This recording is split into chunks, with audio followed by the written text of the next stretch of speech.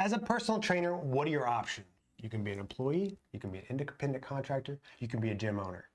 This one decision can be the difference between you having a successful career and utter failure. Okay, so to avoid utter failure, today we're going to do a little bit of me search so that we can better understand some of the variables that you need to take into consideration when making this big decision, and maybe most importantly, thinking about how you're wired when doing so. Welcome to Becoming the Ultimate Fitness Coach with the Jock and the Doc podcast, where fitness meets behavioral science. Join your hosts, Scott Schutte, a seasoned personal trainer, gym owner, and 360 wellness coach, and Dr. Janine Stichter, a PhD behaviorist and expert in all things behavior change, as they share their combined expertise to empower fitness professionals like you with practical tips, cutting-edge topics, and industry-leading guests. You'll learn everything from motivation and goal setting to habit formation and overcoming obstacles. Whether you're a seasoned fitness pro or just starting off your coaching journey, Becoming the Ultimate Fitness Coach is your essential guide to mastering the art of coaching and changing lives. So what sparked this topic for us to dive into was we were looking at some different videos on YouTube, and there was a guy that posted about like why you shouldn't work for the gym. And so we like to dive into this because there's nuances in all this. There's pros and cons to all these different approaches. So we're going to break that down today. What are the pros and cons of being the employee, of being an independent contractor, and being the gym owner? So we're going to dive into that today. So the other beautiful thing of this is we get Dr. J's perspective of figuring out your personality style and which one's going to be best for you. And then also a little bit of like, just because you pick one now doesn't mean that is this the right decision for you for the rest of your life, because that can change over time. Exactly. Yeah, and I think it's important too because there's stories that we tell ourselves about what we're good at or what we should do, or stories in the sense of like family and friend expectations of like, oh, you should do this, you'd be really good at this. But knowing yourself, reflecting on where you're at and who you are is really helpful when making these decisions. So before we jump into the pros and cons of each, I want to make a prediction. And Dr. J and I haven't gone over this, so I'm curious on her take on it. But it kind of goes down to, if we go back, I don't know, 10, 20 years ago, getting the college degree was the thing. You know, like everybody was like, we got to get a college degree.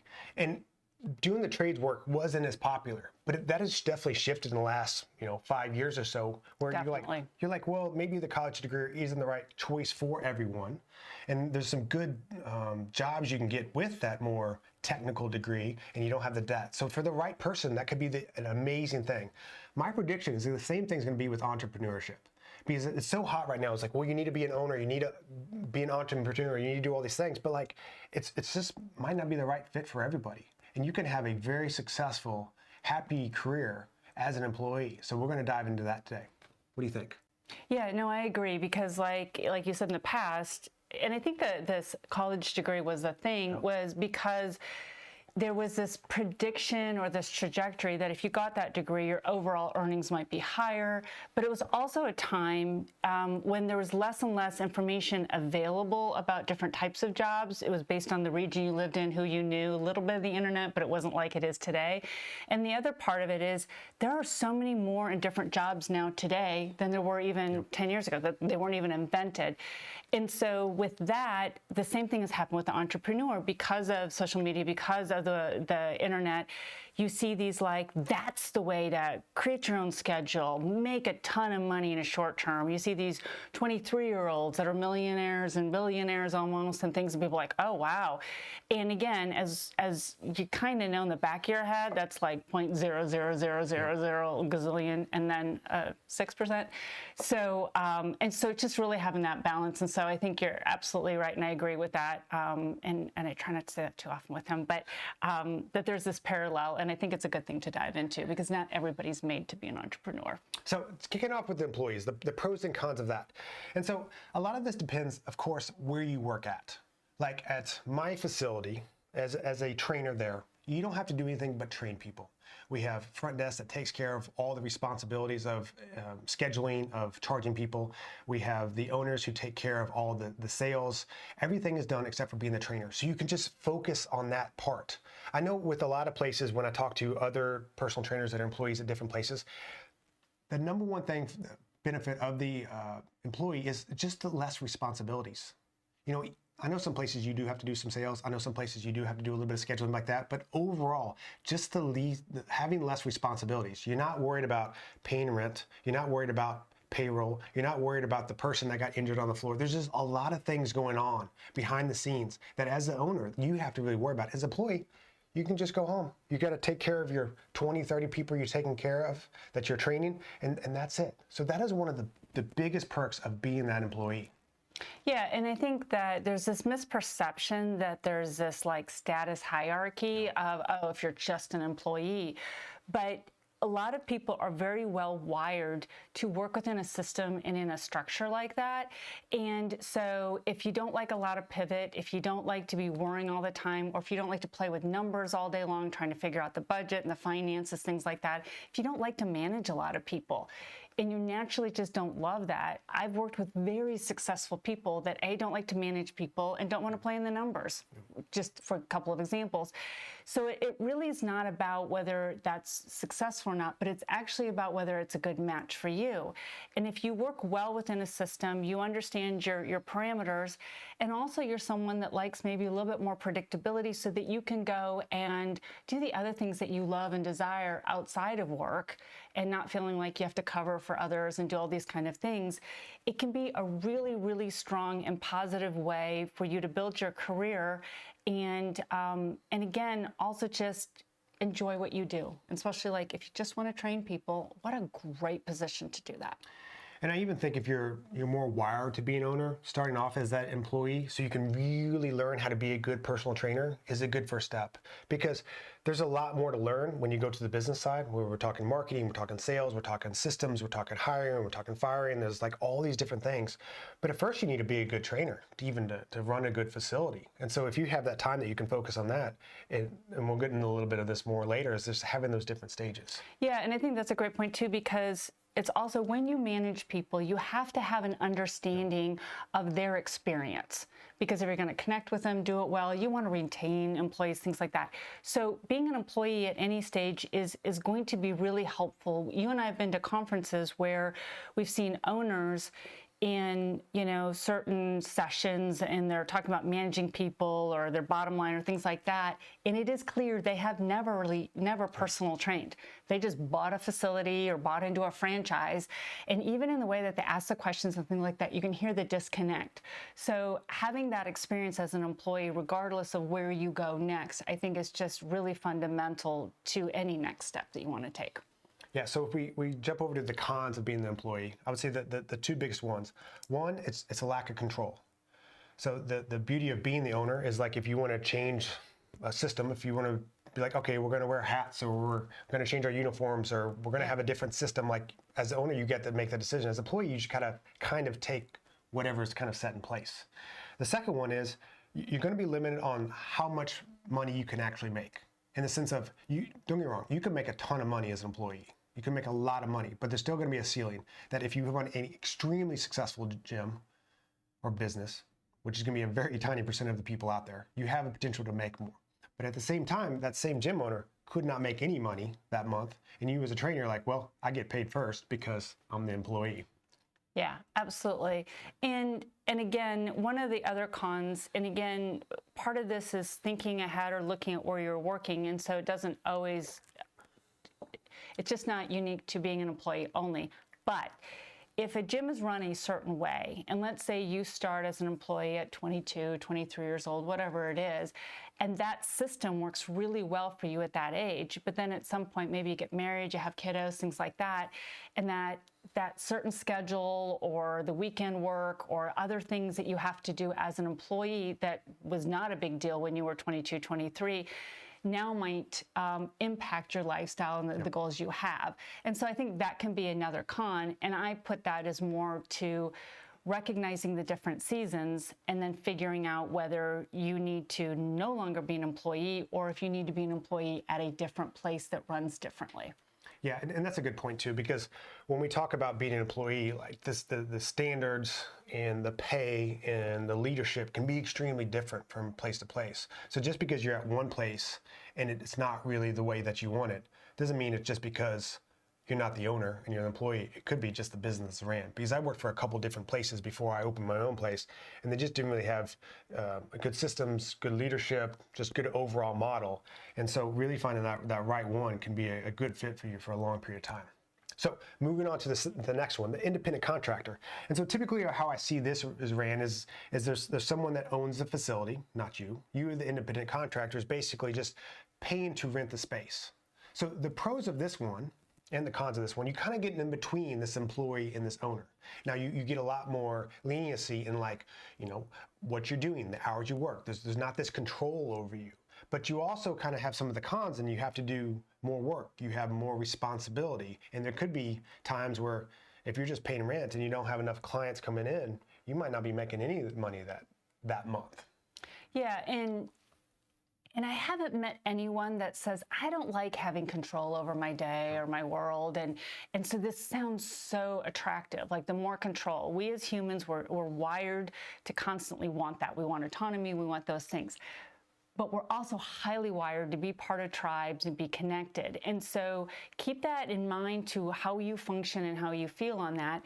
The con, and one of the biggest rubs that I see for independent contractors is you have to be organized and you have to be disciplined, because you are not beholden to anyone else. If you're renting.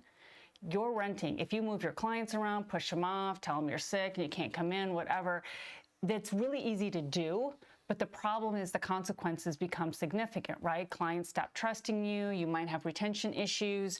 Your pay doesn't look so good at those next month or so because you've been shifting things around.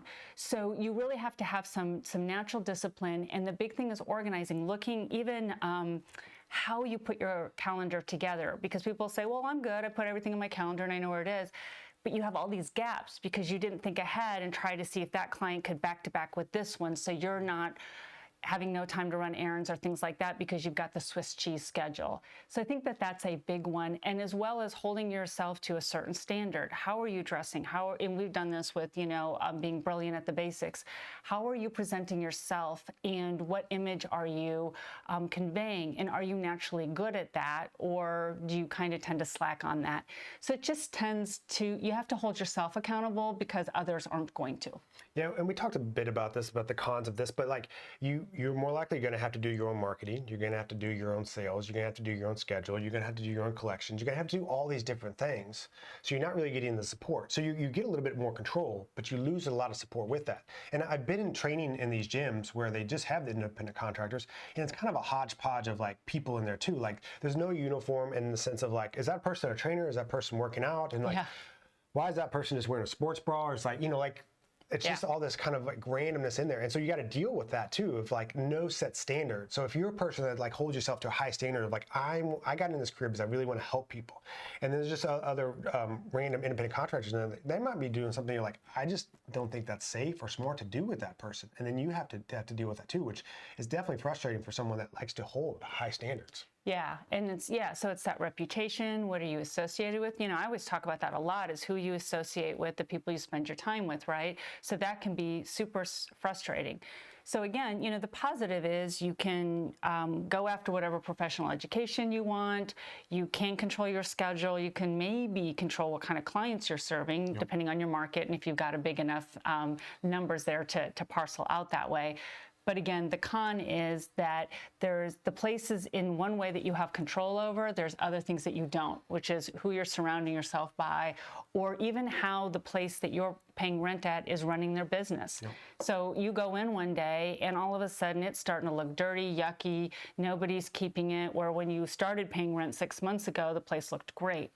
You don't have as much control over that unless you want to add 30 minutes to clean it up before your client shows up. Nobody wants a yucky gym. Nobody wants a yucky gym. Okay, moving on to the Holy Grail. Would that work? Sure. Does that work? In your opinion. The Holy Grail of being a personal trainer is owning your own facility. This is what we all strive to be. But we'll start with the pros. Pros. There's no ceiling. There's unlimited potential for growth. Same time, there's rock bottom. And if you look at the stats on this, and they're all over the place, I was trying to find one that was somewhat legit when we were preparing for this. But it's like, 50% of businesses don't make it past the 3-year mark. And if you look at the fitness space and some of the conferences, they're going to say much, much higher numbers of that for gym owners. Yep. So the odds are you're not going to make it as a gym owner. Now, whenever everybody hears that, they're like, yeah, they're talking about the person next to me. They're not talking about me because it's like, I'm good at what I do. and I'm successful, all these things. But the odds are you're not going to make it as a gym owner just by pure statistics. And so yeah, we were talking about pros, right? You're selling it really well. Well, it's just like, and I like to be very clear with this because like my first year into the business, my partner and I both put in 20K. We paid ourselves 20K that year. So we worked a full year without making really any money. And so I love being a gym owner, but the work, the time, the sacrifice, and every year I see a gym open and I see a gym close. And so there's just a lot of heartbreak with that. And so although we're at a good spot right now, being 13 years into it, like for most people, it's a rough go. And so even though there's a lot of potential, if things are running smooth, so you can like, okay, well, I'm on vacation and there's still money coming in. That's a great thing, but it takes a lot of years to get there, and the chances of people getting there are thin. Yeah, and so that brings up, again, some personality traits, right? What is your risk tolerance? Anytime anyone owns a business, you have to have a higher risk tolerance. You have to understand, as you pointed out, it can be super high and it can be super low, and it's not a linear trajectory. It can be like low, low, low, low, low, and then maybe it'll pop up, or it's high and then down and up. And even with the pandemic, I mean, talk about an impact on business owners across the board. There's things that you can't predict. So what's your risk tolerance? Again, do you like managing people? And it's not to say that every gym owner has to do all the managing. You can hire a manager for the trainers or just in general. But again, that costs more money, and you've got to have a certain amount of scale there to be able to do that. And you've got to be able to trust them. And so again, to what degree can you do that? How well do you pivot? Because again, if you own the place and one of your trainers is out for a week with COVID, with something, who's covering those clients? Because if you're not chipping in and covering it, right, then you might lose those clients, and then you're losing, money and so on and so forth. So really understanding that about yourself. Do you like being interrupted? If you go on vacation, are you okay with having to take some calls, having to troubleshoot, having to check the bank accounts and move stuff around and keep track of all of those things? And if those things are like, no, I don't want to do that, then this really might not be the thing for you, because a lot of people go into these things thinking, oh, well, I can do it for a year or two. And yeah, some people can. But when I end up talking to them, they're highly stressed, they're agitated, it's impacting their personal lives. So again, I think it's a great route, but how are you naturally wired, and how do you want to live? And what you're seeing on social media is just not, it's such a small percentage, and it's cherry picking the best. And so kind of really going back and forth on those types of issues. Now, part of the problem with this conversation, there's a lot of nuances with that. And this is something that we could talk all day about. And it's really kind of getting down to the specifics of like, what do you want? And this is something you should break down. Like, ideally, how much money are you making on a yearly basis? Ideally, what is your life balance, your work-life ratio, is like we like to say, is what does your day look like in the sense of hours working? Like, if you can break that down, and then you kind of better fit of like, okay, maybe I want to be an employee, maybe I want to be an independent contractor, or maybe I just want to be a solopreneur. Like, I just want to be an online, so I don't have to manage people. And so that's where the nuances of this is, because you can technically be an owner and not have to manage anybody, because you can just be a one-man show. Pros and cons of that. You're still going to be limited on how big you can actually get, because the scale of that is tough if you are actually seeing individual people. And then breaking down personalities of like, okay, are you best suited for online? Are you best suited for in-person? Are you best suited for just training people on the floor? Are you best suited for just like 360 wellness coaching? Like, there's a lot of nuances with this. So even if you are in that employee spot right now, and the goal is to get to more of that owner one, I would focus on being a really good trainer at first. Learn the exercise science, learn the nutrition science, learn the behavior science. Be really good at that first. And then you can start learning more of the business side. You can start learning marketing, sales, management. Because we've had this in the past where my partner and I, we've had trainers, and they were trainers for 5-6 years, and like, well, I want to be an owner. I'm like, okay, what ownership qualities do you have? Well, I've just worked here for 5 years. So there's still just trainers and that capabilities, and they're good employees, but they haven't learned any of these more higher level skills. Or they're telling you, I don't like sales. Yep. They've told you that all along. And you're just like, okay, but you're going to own the place, but how are you going to get clients and things like that? They let you know some things that they don't like Yep. coming in as employees. And you're like, unless that's changed. Yeah, so back to the pros of this. The growth is massive. I know guys that have opened multiple facilities. I know guys that aren't even in their facility anymore. They have management. They've done so well. But for every one of those, I know another 10 that haven't made it. So the upside's really high. The downside is equally as low. And so when you think about this and taking a lot of Dr. J said of like figuring out your personality, figuring out your risk tolerance, figuring out what your ideal situation looked like. Because really, all of these could work for the right person. Yeah, and my thinking too is if you're not sure, or as the seasons in your life change, you may try some of these, or say I'm an employee now, I'm going to try to be an independent contractor, or maybe an owner. But a couple of things. A, let it be in the back of your mind that you're exploring this. If you really want to explore it, sometimes the way to fully know is to be in it. But also don't leave the field just because that doesn't work out. There's not a, oh, if you didn't make it as an owner, you aren't a great trainer, you don't have a lot of impact to give people. Because that's the other thing that we worry about is that people leave this field because they didn't hit this certain like hierarchy or status mark. And it's really about making an impact on people. The other thing too to think about is really pay attention, find some successful businesses, and really pay attention to how they're set up, but also who's working there. Because one of the things that I think very much contributes to the success that you and your partner have had with your facility is the complement of personalities that the two of you have. The strengths that you have support your partners, and vice versa. You know, his strengths really help some of the areas that you're just not going to be as attentive or interested in doing.